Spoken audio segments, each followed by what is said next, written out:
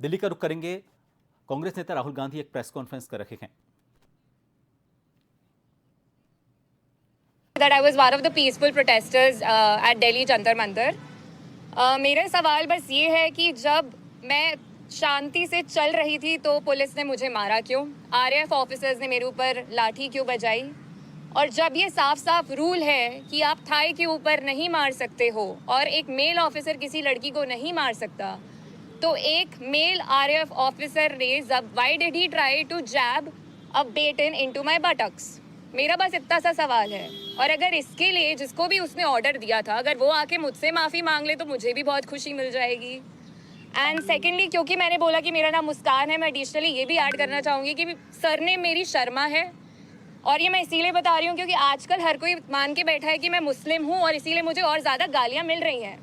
And that does not tell anything about me, but that tells a lot about the narrative जो इस country में अभी set हो रहा है कि अगर इसने सरकार के खिलाफ बोल दिया तो ये तो मुस्लिम है, और जैसे ही आप किसी को मुस्लिम बना देते हो समहाउ वो अपने आप ही एंटी नेशनल कैसे बन रहा है। तो हम इस नैरेटिव को बहुत ज़्यादा आजकल फॉलो कर रहे हैं, और ये जितनी भी ट्रोलिंग आजकल हो रही है इंटरनेट पे, जितना भी हरासमेंट हम लोग फेस कर रहे हैं, ये इस कंट्री का नैरेटिव बताता है बहुत साफ साफ। Thanks.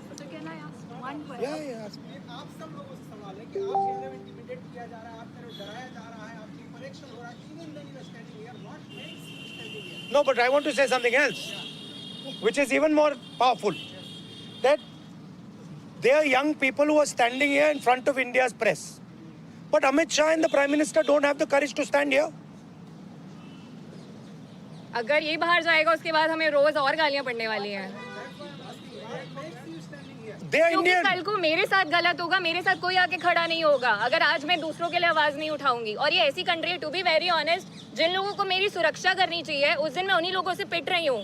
So as a woman of this country, please tell me where am I supposed to go to for my protection. मुझे बस आप इतना बता दीजिए। Just 1 second. One second.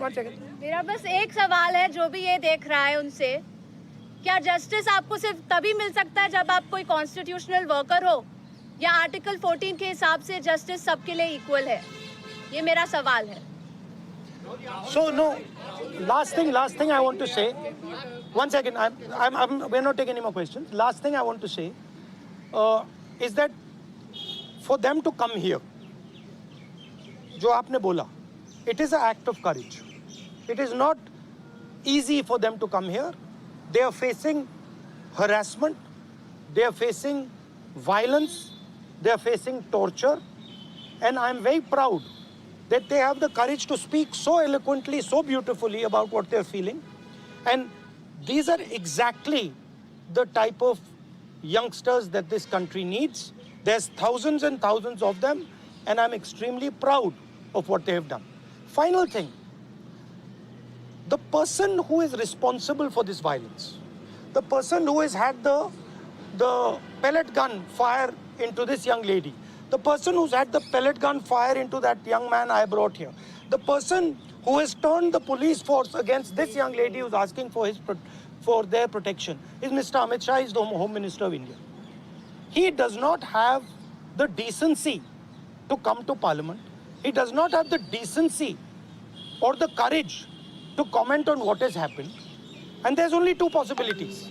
One, he did not know that this violence was being carried out on the children, in which case he's incompetent. And two, that he ordered the shooting of the pellet gun, he ordered the violence on these children, on these youngsters, which means he's culpable.